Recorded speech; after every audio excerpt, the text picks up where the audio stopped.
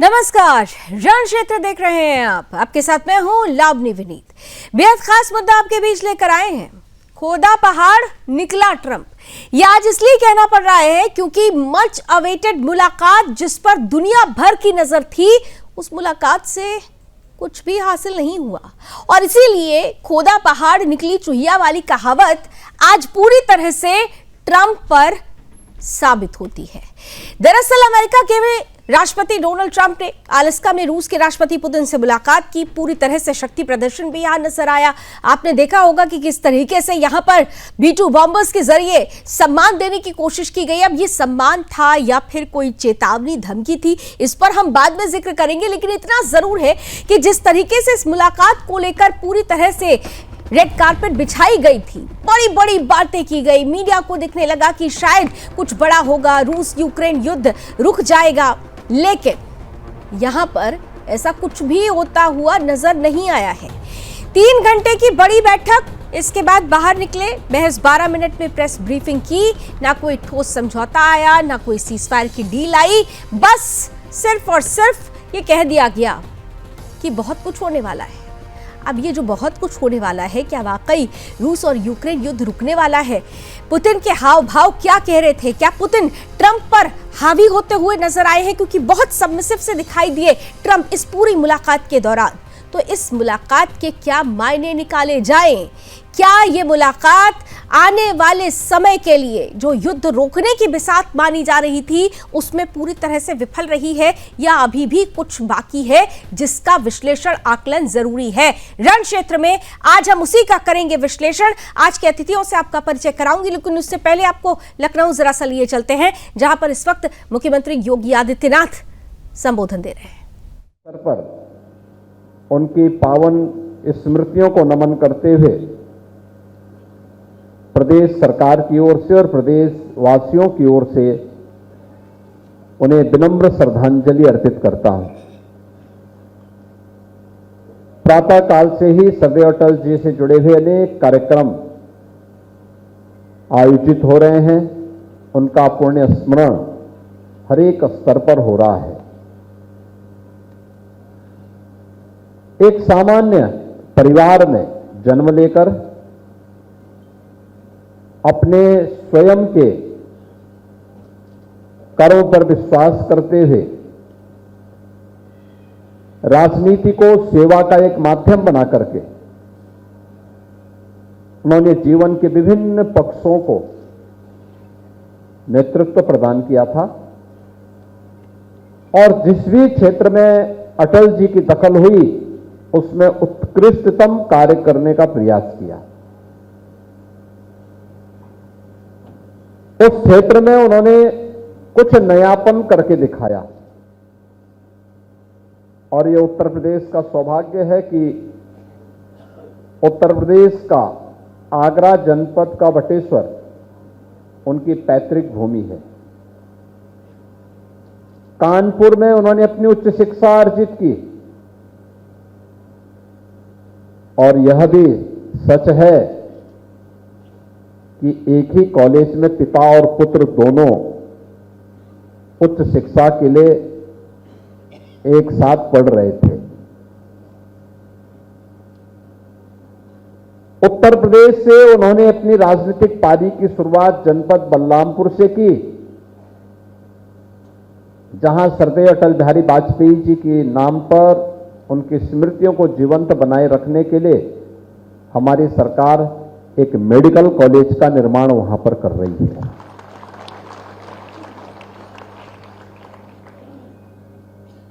पांच बार उन्होंने लखनऊ से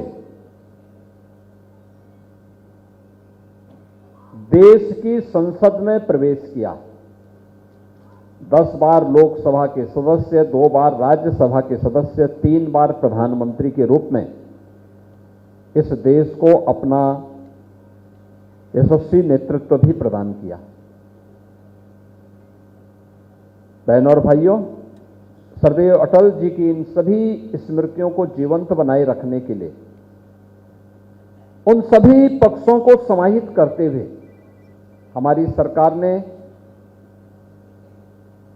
उस तबके को टच किया जिनके प्रति अटल जी की संवेदना थी।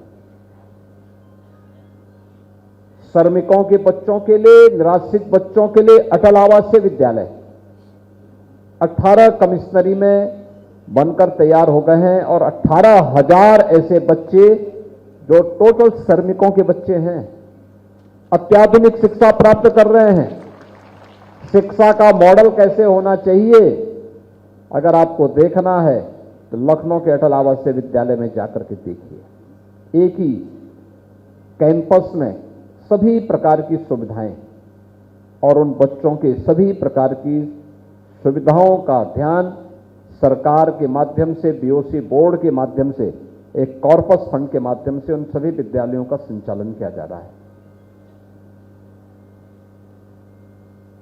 प्रदेश की मेडिकल एजुकेशन में पिछले 8 वर्ष में आमूलचूल परिवर्तन हुआ है। आमूलचूल परिवर्तन।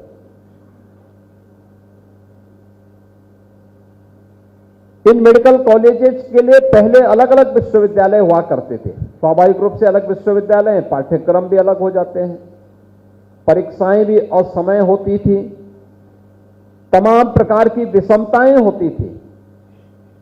और स्वर्गीय अटल बिहारी वाजपेयी जी की लोक भवन मुख्यमंत्री कार्यालय के पास जब प्रतिमा के प्रथम पुण्यतिथि के अवसर पर आदरणीय प्रधानमंत्री जी श्री नरेंद्र मोदी जी अटल जी की मूर्ति के अनावरण कार्यक्रम में आए थे, उस मूर्ति अनावरण कार्यक्रम के अवसर पर उन्होंने लखनऊ में उत्तर प्रदेश का पहला मेडिकल यूनिवर्सिटी अटल बिहारी वाजपेयी जी के नाम पर लखनऊ में जो स्थापित है उसका शिलान्यास किया और आज उत्तर प्रदेश के सभी 80 मेडिकल कॉलेजेस उससे एफिलिएटेड होकर के संचालित हो रहे हैं। जो उत्तर प्रदेश हर एक क्षेत्र में बीमारू था, स्वास्थ्य के क्षेत्र में, अर्थव्यवस्था के क्षेत्र में, विकास के क्षेत्र में, आज वो बीमारू नहीं है बल्कि बीमारी का उपचार कर रहा है। ये इन महापुरुषों के मार्गदर्शन और उनकी प्रेरणा से ही संभव हो पाया है। हमारी सरकार ने अभी हाल ही में उत्तर प्रदेश कैबिनेट ने निर्णय ये भी लिया है, उच्च शिक्षा के लिए 5 ऐसे छात्र प्रतिवर्ष ब्रिटेन में जाएंगे। वो स्कॉलरशिप उच्च शिक्षा की जितना भी होगी आधा वहां की सरकार और आधा उत्तर प्रदेश सरकार चुकाएगी। ये स्कॉलरशिप जो ब्रिटेन की प्रतिष्ठित स्कॉलरशिप मानी जाती है, उस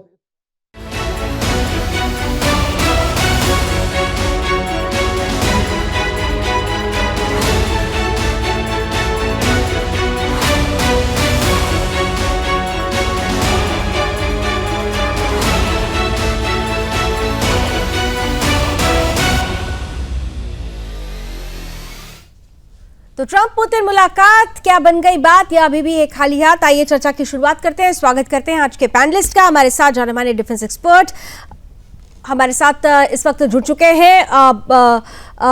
लेफ्टिनेंट जनरल संजय कुलकर्णी साहब हमारे साथ हैं। जय हिंद सर, बहुत बहुत स्वागत है। साथ ही साथ हमारे साथ retired major general AK Siwat sir भी जुड़ चुके हैं। सिवात सर, आपका भी बहुत बहुत स्वागत है। जय हिंद। और जाने माने फॉरेन एक्सपर्ट सिद्धार्थ दवे जी भी हमारे साथ जुड़ चुके हैं। जय हिंद सर, आपका भी बहुत बहुत स्वागत। संजय सर, आपके साथ शुरुआत कर रही हूँ क्योंकि मुझे बहुत अच्छे से याद है कि जब से इस मुलाकात की बात हो रही थी तब से लेकर कल की तारीख तक हमने देखा कि किस तरीके से बहुत ज्यादा हवा बनाकर इस मुलाकात को प्रस्तुत किया जा रहा था और ये कहा जा रहा था कि अब तो बहुत कुछ होगा, लेकिन लगा नहीं कि कुछ बहुत कुछ हुआ। इस पूरी मीटिंग में पुतिन क्या ट्रंप पर हावी होते हुए नजर आए और इसीलिए हम कह रहे हैं कि कूदा पहाड़ निकला ट्रंप। ऐसा कुछ हाल यहां पर देखने को आपको मिला?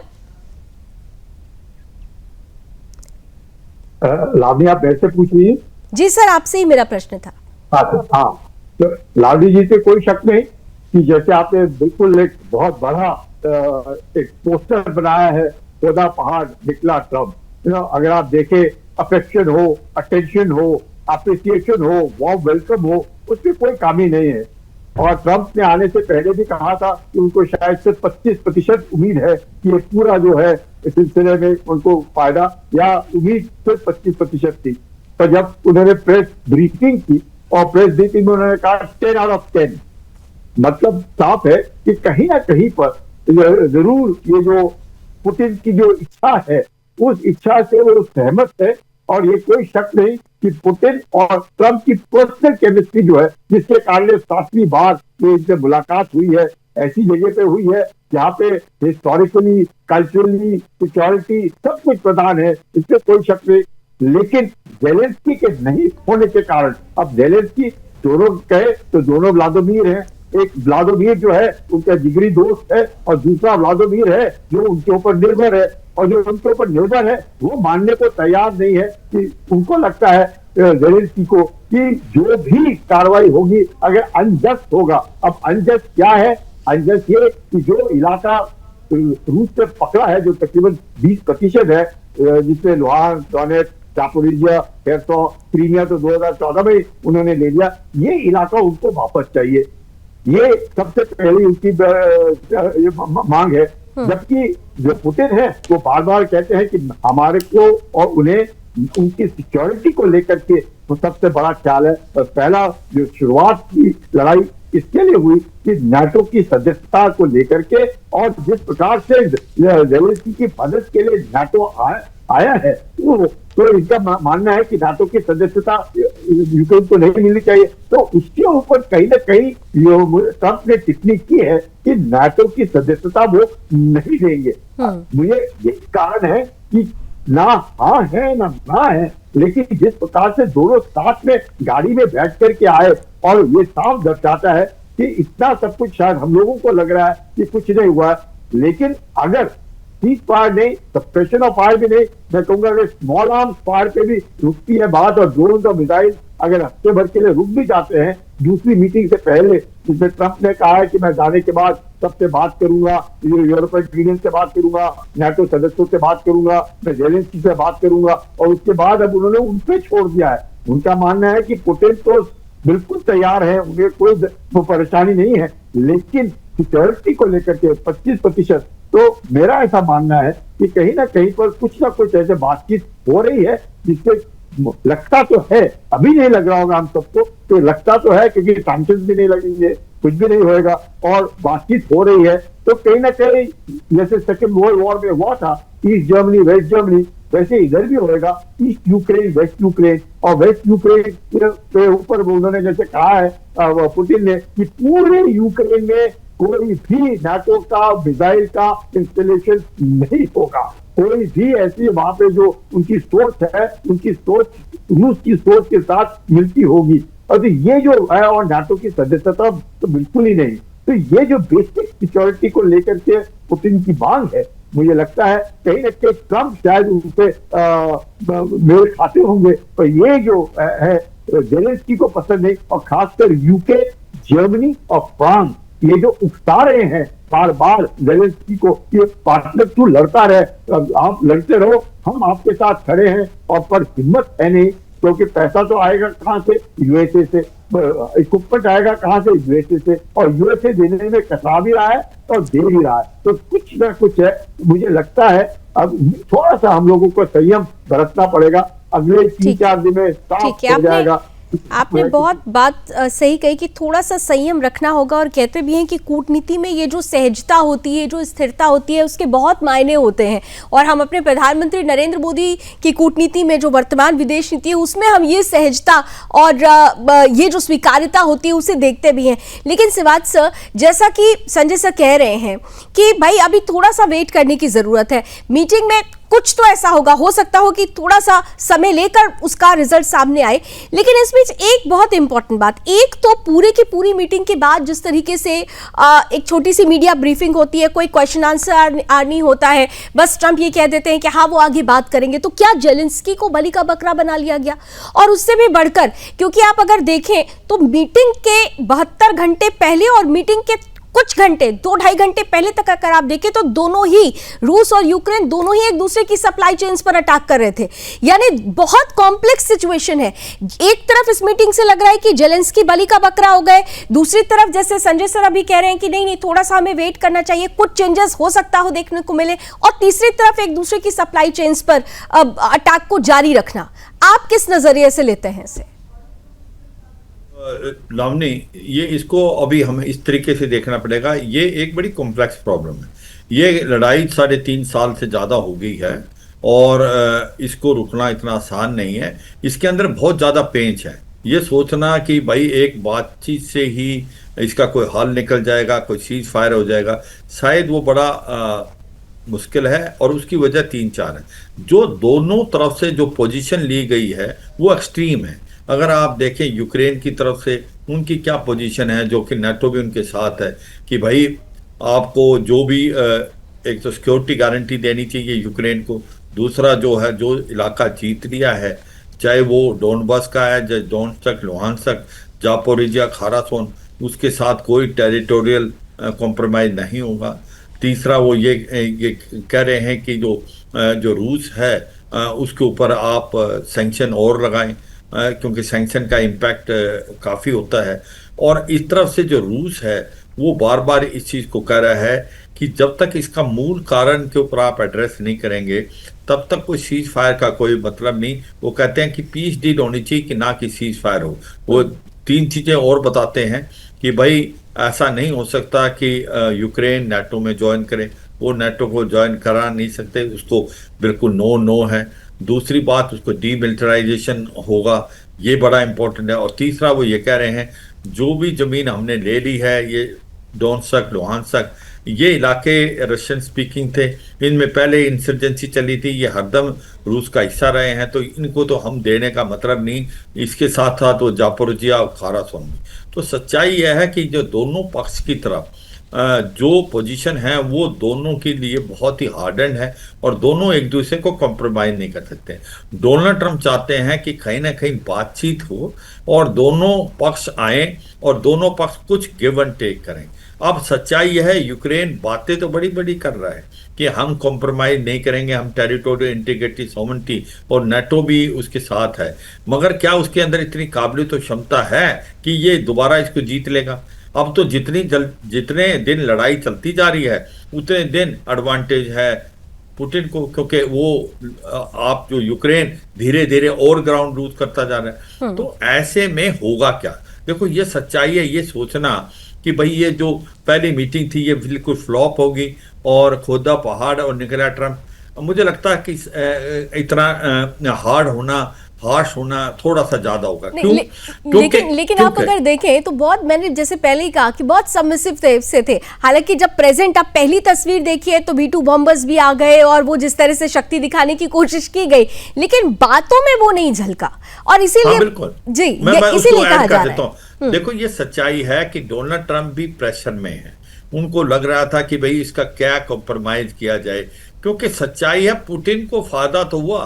पुतिन आइसोलेट हो रखे थे 3-3.5 साल से, आज वो मेन स्ट्रीम में आ गए हैं, आज उनको बहुत VIP ट्रीटमेंट मिली है, आज वो वर्ल्ड फोरम में आ गए हैं। तो ये तो सच्चाई, पुतिन को तो बहुत फायदा हुआ इसके अंदर। पर डोनाल्ड ट्रंप जो एक अंडर प्रेशर थे, उनको लगता था कि कोई सीज फायर हो जाए तो बहुत अच्छा है, वो नहीं हुई, क्योंकि इतनी जल्दी कोई सोल्यूशन निकलना नहीं। मगर इसमें हुआ क्या है? देखो, बातचीत हुई है, अगली मीटिंग मॉस्को में होने की बातचीत हुई है। क्योंकि बातचीत हुई है, बॉडी लैंग्वेज बहुत ज़्यादा आप देखें बहुत ही जो एक प्रकार पॉजिटिव नजर आ रही थी। दोनों लीडर के बीच में बोनहोमी थी और आगे मीटिंग होने की बात होगी मॉस्को में।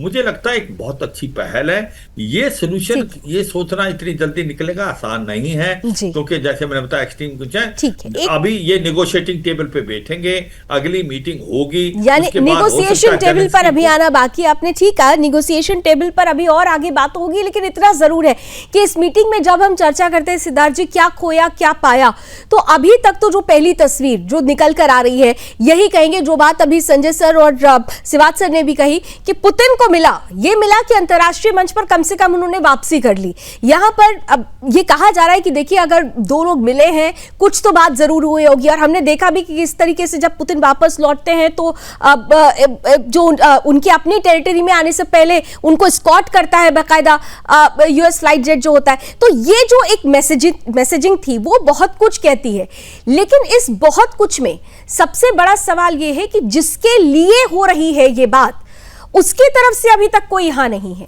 क्या आपको लगता है कि ट्रंप ने यूरोप से अपना जो विश्वास है वो धीरे धीरे इस मुलाकात के बाद से अब क्या खोना शुरू कर दिया है, और पुतिन ने अपनी अंतर्राष्ट्रीय मंच पर जो वापसी की है वो पुतिन के पक्ष में जाती हुई नजर आएगी आने वाले समय में जब नेगोशिएशन टेबल पर और आगे कुछ बातें होंगी? तो लावणी जी नमस्कार, नमस्कार जय हिंद, वंदे मातरम।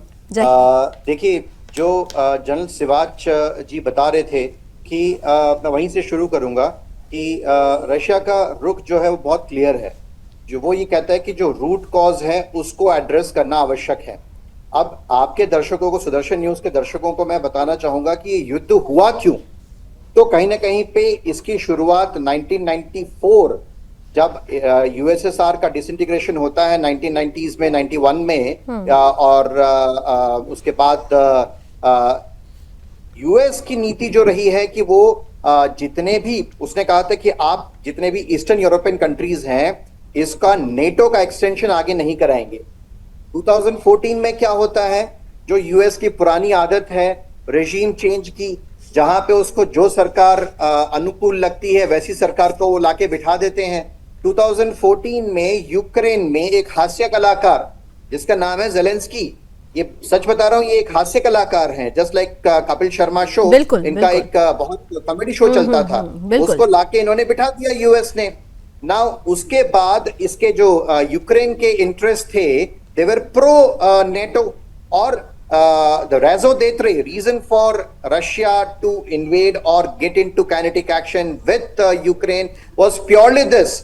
उन्होंने यही कहा कि नेटो का एक्सपेंशन नहीं होगा, वो उसका रूट कॉज है।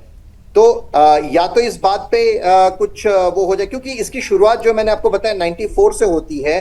तो 94 और उस दशक में तब के यूएस का ये एक प्लान था कि किस तरह से छोटे छोटे जितने भी हैं ब्लैक सी के चारों ओर के देश, वहां पे एक ऐसा स्ट्रॉन्ग होल्ड बना दिया जाए जिससे आप रशिया को जो है एक उसकी नकेल कर सकें। किंतु रशिया इज रशिया, रशिया कोई छोटा मोटा देश तो है नहीं।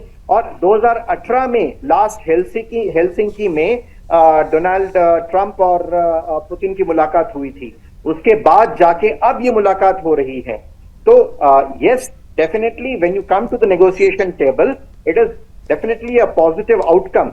बट इसमें हुआ क्या, इसमें सिर्फ मेरे को लगता है Trump was in a listening mode, और ये जो उन्होंने दिखाया अभी, what we could see the visuals, red carpet है, रेड कारपेट के चारों ओर वहां पे F-35 बिछाए हुए हैं और ऊपर से B-2 बॉम्बर्स फ्लाई कर रहे हैं, trying to show his flex his muscles kind of an attitude, जो यूएस का एक पुराना तरीका रहा है जहां पे वो विश्व को ये बताना चाहता है कि मैं हूं और कोई नहीं है। लेकिन वो भूल गए कि सामने पुतिन थे, वो भूल गए कि सामने जेलेंस्की नहीं पुतिन थे। एग्जैक्टली। तो ये जो एटीट्यूड है ये यूएस का ये जो रहा है, इसको कहीं ना कहीं पे अब आने वाले वर्षों में, और ये जो टैरिफ वॉर भी जो चल रहा है इसमें विदाउट एनी रीजन, बहुत इतना वेल नोन कि जब किसी एक रिपोर्टर ने पूछा कि what about your trade with USS, what about your trade with Russia, and Trump बोलता है कि इसके बारे में बाद में बात करेंगे, मुझे नहीं पता इसके बारे में। He is aware about Russian trade with China, he is aware about Russian trade with Brazil. But जो ये ब्रिक्स का पावरफुल होना, ब्रिक्स नेशन का स्ट्रांग होना, ये यूएस के लिए, और उसमें भी जो ऑपरेशन सिंदूर लावनी जी जो हुआ, उसमें भारत ने दिखा दिया कि हम डिफेंस सेक्टर में अब हम ना ही सिर्फ आत्मनिर्भर हैं, बल्कि हम अभी अपने डिफेंस प्रोडक्शंस को बाकी सब कंट्रीज को एक्सपोर्ट भी कर सकते हैं। Today I am proud to wear operation Sindoor T shirt, यानी देखिए मैसेजिंग बहुत बिल्कुल। हाँ, एक जो लास्ट लाइन मैं जी, बोल के इसको शब्द जी, समाप्त करता हूँ जी, जी। कि यहाँ पे ट्रम्प जो है यहाँ पे हर जगह पे वो कहीं ना कहीं हारता हुआ दिख रहा है, और ये उसकी बौखलाहट है जिस तरह से उसने 50% का टैरिफ का जो एक किया भारत के ऊपर, और अभी तो 27 अगस्त तक का टाइमलाइन, और बीच में ये भी बात अभी सुनने में आई है कि because of the negotiation between Russia and Trump, तो उन्होंने ये भी कहा कि जो ये टैरिफ है ये अभी सब नल एंड वॉइड हो जाएगा। तो कहीं ना कहीं पे ये भी चीजें जो है ये सॉल्व होती हुई शायद दिख रही है। अगर तो ये फार्स नहीं है, तो अगर तो ये ट्रम्प का सिर्फ एक धोखा नहीं है, तो आने वाले समय में जो कि 27 अगस्त को एक रिव्यू मीटिंग होनी है, बिल्कुल, तो कोच एक चेंज हो सकता है। लेकिन सबसे बड़ी बात यह है संजय सर, सबसे बड़ी बात यह है कि जिस तरीके से पूरी मीटिंग को देखा जा रहा है, समझा जा रहा है, जिसका विश्लेषण हो रहा है, एक बात तो तय थी कि रणनीतिक तौर पर पुतिन कुछ मैसेज देना चाह रहे थे, वो मैसेज उनका तो फुलफिल हो गया है। दूसरी तरफ 12 मिनट की सिर्फ प्रेस ब्रीफिंग होती है। अगर बहुत क्लैरिटी थी, अगर ट्रम्प जैसा कि वो सोचे बैठे हुए थे कि शांति का नोबेल तो उनको ही मिलना है, मुल्ला मुनीर तो वैसे ही जाके कह चुका है शांति का उनको नोबेल मिलना चाहिए, वो कोशिश कर रहे हैं, लेकिन वो बहुत शांत नजर आए। शांति का नोबेल बहुत दूर की बात है, लेकिन इस पूरी प्रेस ब्रीफिंग में भी आप देखिए कोई क्वेश्चन आंसर नहीं होता। क्लैरिटी होती है तो वहां सवालों के जवाब देने के लिए खुद ब खुद लोग सामने हो जाते हैं, लेकिन यहां पर एक समय निर्धारित किया गया। और उसमें भी आपने अगर एक चीज गौर की हो आप लोगों ने कि पहले धरती तो अमेरिका की, हालांकि 160 साल पहले खरीद लिया था तो ये रूस का ही आलस का, लेकिन खैर यहां पर भी पहले बोलने का मौका पुतिन को मिलता है, ट्रम्प पहले नहीं बोलते हैं। तो ये सारी चीजें एक एक पॉइंट जो है वो बहुत बड़ा मैसेज दे रहा था कि ये पूरी की पूरी जो पिक्चर थी उसमें अब जो मेन एक्टर निकलकर सामने आए वो पुतिन आ चुके हैं। यानी आगे अब जो कुछ भी होगा सब कुछ पुतिन की शर्तों पर होने वाला है। संजय सर। लावनी जी, कितना भी मैं पुतिन के साथ हूं और ट्रम्प के बरखिलाफ हूं, पर एक बात मुझे माननी पड़ेगी कि ट्रम्प ने अपना पूरी जान लगा दी है इस बात के लिए, चाहे वो नोबेल प्राइज के लिए हो या कुछ भी हो। वाकई कहीं ना कहीं उनकी एक मानना पड़ेगा कि उन्होंने अपने दांव पे लगा रखा है कि शांति मैं चाहता हूं, कम से कम रूस और यूक्रेन की, जिसका उन्होंने 24 घंटे पे कहा था, क्योंकि लग रहा होगा उन्हें कि पुतिन के साथ दोस्ती है तो दोस्ती में शायद हो जाएगा। तो पुतिन ऐसे दोस्ती करने वाले नहीं है, वो तो केजीबी के पुराने आदमी है, वो सब जानते हैं कि किस तरीके से अमेरिकन के साथ डील करना है फ्रॉम पोजीशन ऑफ फ्रेंड। इसमें मुझे लगता है ट्रम्प सुन रहे हैं क्या कर रहे हैं, और कहीं ना कहीं दोनों के बीच में बातचीत जरूर हुई है, और वो ये भी कह रहे होंगे कि मैं कोशिश करूंगा जेलेंस्की को, तो एक बार तो फटकार लगी गई है, अगली बार अगर जेलेंस्की के ऊपर प्रेशर आता भी है तो यूके और जर्मनी कितना सपोर्ट कर पाएंगे। उन्होंने 5% बोला है ऑफ द जीडीपी, उस 5% को ट्रांसलेट करने के लिए जर्मनी को और यूके और फ्रांस को इतना आसान नहीं है, उन्होंने निर्भर इसके ऊपर ही रहना है। तो कहीं ना कहीं सिक्योरिटी को लेकर के, गारंटीज को लेकर के, और जैसे सिद्धार्थ कह रहे थे कि नाटो का एक्सपेंशन जो है ईस्टवर्ड नहीं होना है, जब अपना सोवियत यूनियन डिसॉल्व हुआ, तो ये लिखित नहीं है, ये सिर्फ बात है, और ये लिखित नहीं होने के कारण लगातार धीरे धीरे यहाँ तक कि रूस को भी बोला था कि वो नाटो की सदस्यता ले सकता है। ऐसे नहीं है कि नाटो की सदस्यता के लिए कोई रूस से मना की सदस्यता कि हमें नहीं चाहिए, और क्या करना है नाटो का मकसद ही था कि रूस जो है कोल्ड वॉर पीरियड में उनके बरखिलाफ, तो वो तो खत्म ही हो गया, तो क्या जरूरत है। पर धीरे धीरे करके ईश्वर, क्योंकि कोई लिखित नहीं है, ये सिर्फ मुंह जबानी है, और ये एश्योरेंस था इसको मिखाइल गोर्बाचोव को, और वो एश्योरेंस वो अलग बात है।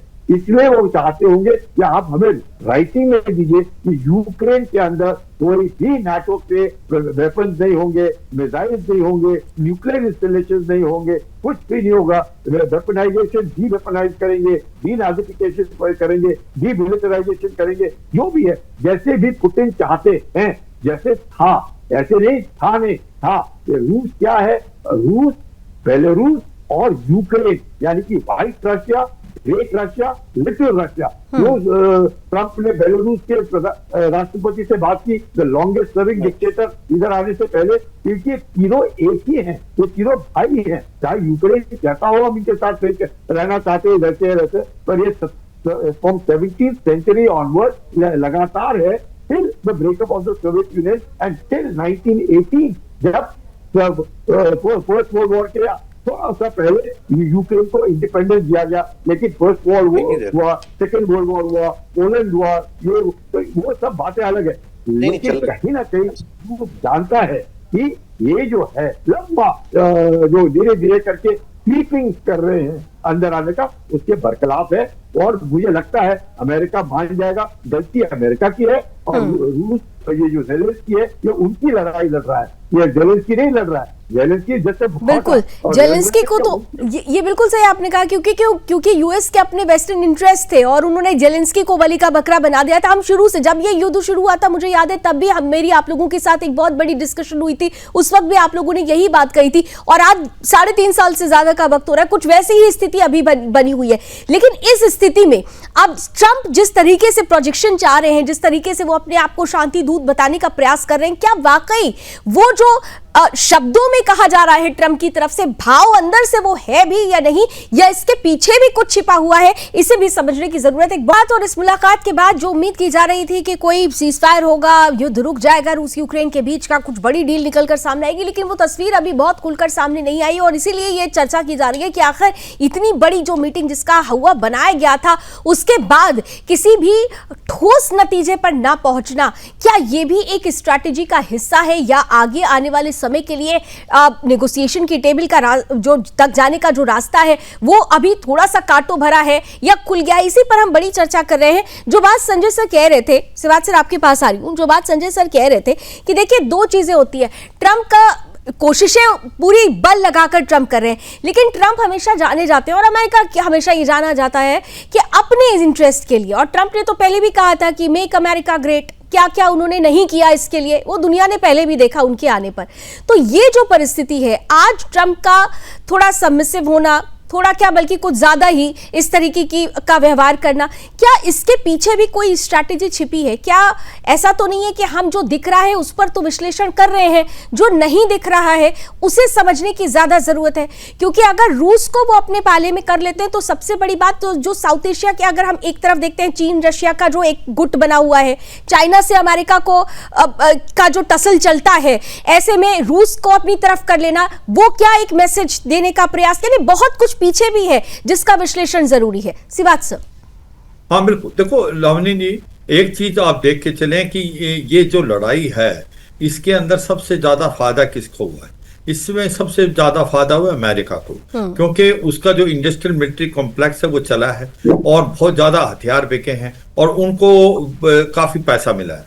और आप ये देखें कि जब से प्रेशर डाला नाटो कंट्री पे कि भाई वो 2% पहले जीडीपी का हथियार लेंगे, पहले वो हथियार खरीदे गए और अभी बोला गया 5% तक, तो ये सारे देश अभी हथियार खरीदने लगे हुए हैं और ये ज्यादातर 97% हथियार जो हैं ये अमेरिका से खरीदे जा रहे हैं। तो इसका मतलब इस लड़ाई का जो बहुत फायदा अमेरिका को हुआ है। तो अगर अमेरिका को इस लड़ाई का फायदा है तो फिर डोनाल्ड ट्रंप इस लड़ाई को रुकाना क्यों चाहते हैं? देखो सच्चाई यह है कि उसको जो फायदा होना था वो हो लिया, क्योंकि 5% तो ये जीडीपी का करना पड़ेगा, ये अभी सामान खरीदेंगे। मगर आज की तारीख में डोनाल्ड ट्रंप को पर्सनल जो ग्लोरिफिकेशन है वो बहुत इंपॉर्टेंट है। उसकी ग्लोरिफिकेशन ये है कि वो बड़े करीब हैं एक प्रकार नोबेल पीस प्राइज के लेने के लिए। अगर आप देखें 6 जगह उन्होंने कहीं ना कहीं महत्वपूर्ण रोल या कुछ रोल प्ले किया है जहां वो लड़ाई रुकी। पहले आप देखें रवांडा के अंदर, फिर देखें डेमोक्रेटिक रिपब्लिक ऑफ कॉन्गो में, फिर कंबोडिया एंड थाईलैंड, फिर अजरबैजान और आर्मेनिया की तो अभी जो व्हाइट हाउस में प्रेसिडेंट ऑफ अजरबैजान और प्राइम मिनिस्टर ऑफ आर्मेनिया उनके साइन, कहीं ना कहीं वो ये भी कहते हैं कि भारत और पाकिस्तान की जो लड़ाई है वो उन्होंने बंद कराई है। अगर इस लड़ाई में उनकी कुछ वो कामयाब हो जाते हैं, सीज फायर हो जाता है, कोई बातचीत होते हैं, तो फिर उनका दावा बहुत ज्यादा हो जाता है। और मुझे लगता है इसकी तरफ वो बार बार ये काम कर रहे हैं और इसीलिए वो अब चाहते हैं कि किसी तरीके से कोई नेगोशिएशन टेबल पे यूक्रेन भी बैठे और कहीं ना कोई बातचीत निकले और ये युद्ध बंद हो और उसको फायदा होगा। अब बात आती है कि क्या यूक्रेन और जो आपने पहले जो क्वेश्चन किया था, क्या रूस के साथ अगर अमेरिका के नजदीक आता तो उसको फायदा है? देखो, ये सच्चाई है कि रूस की भी बड़ी प्रॉब्लम है।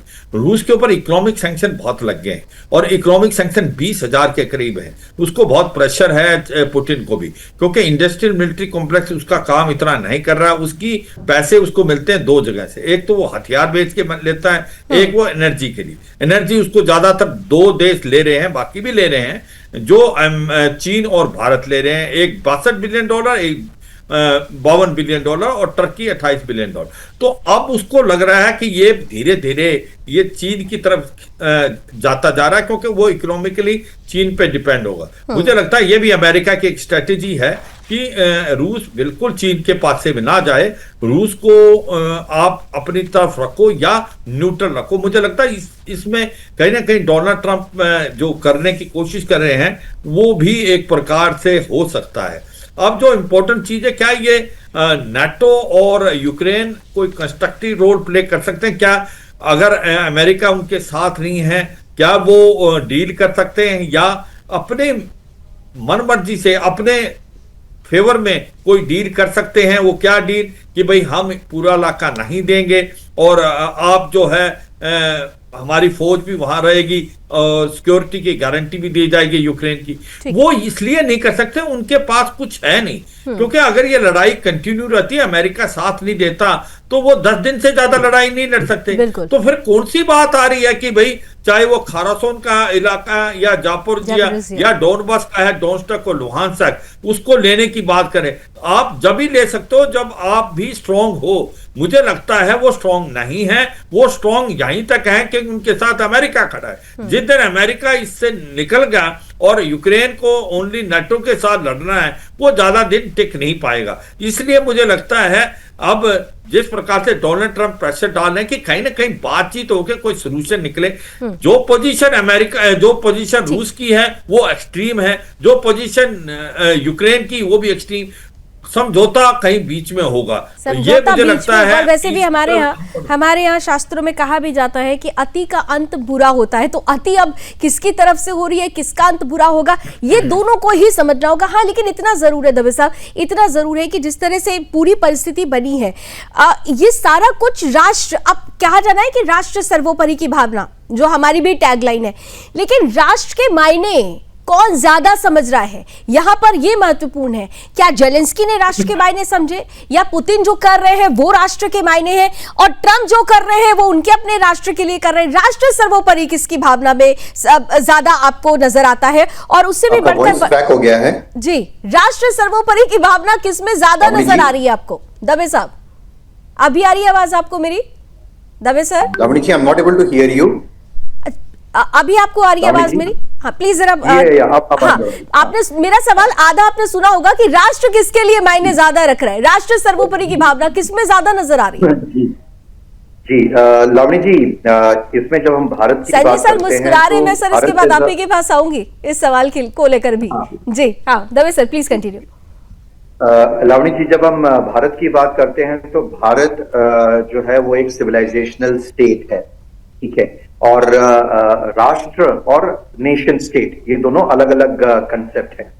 और इसमें अगर हम देखें तो जब आप राष्ट्र, थोड़ा सरप्राइजिंग लग सकता है, बट जब आप राष्ट्र के कंसेप्ट की बात करते हैं, सिविलाइजेशनल स्टेट की बात करते हैं, तो कहीं ना कहीं पे मैं विश्व में दो ऐसे नेशंस को देखता हूं जिसमें चाइना है और भारत है, जो कि एक सिविलाइजेशनल स्टेट है। और कहीं ना कहीं पे आने वाले समय में इनका साथ होना against the access of or hegemony of US and Europe, वो मस्ट है।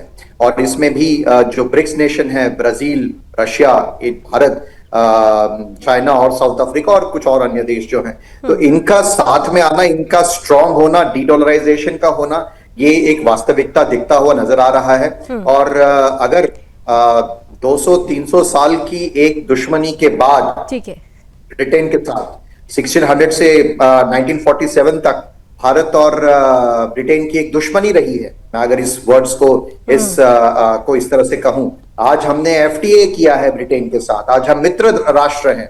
तो despite whatever has happened for the past 75-80 years with China, I think it is time to recalibrate. फिर से क्या हम लेकिन इसके लिए जरूरी है कि भारत की भावना जो है वो भावना सामने वाला भी रखे। चीन की विस्तारवादी नीति और हम तो वसुधैव कुटुंबकम की भावना रखते हैं, ये भी महत्वपूर्ण हो जाता है। संजय जी 20 सेकंड्स में इस पर आप भी अगर कुछ कहना चाहे तो 20 सेकंड्स सर। देखिएगा, there are no permanent friends, there are no permanent enemies, there are permanent national interest.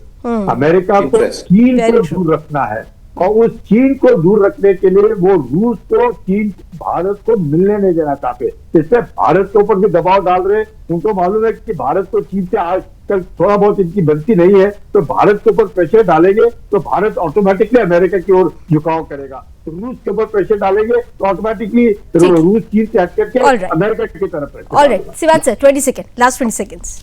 बिल्कुल, देख लावण्य जी, एक चीज आप देख के चलो कि कहीं ना कहीं डोनाल्ड ट्रंप इस चीज में गलत जा रहे हैं, क्योंकि भारत जैसा देश जिससे उन्होंने 4 बेसिक फाउंडेशन एग्रीमेंट साइन की है, इतना नजदीक है, वो चीन को अगर काउंटर करना साउथ एशिया में भारत ही कर सकता है।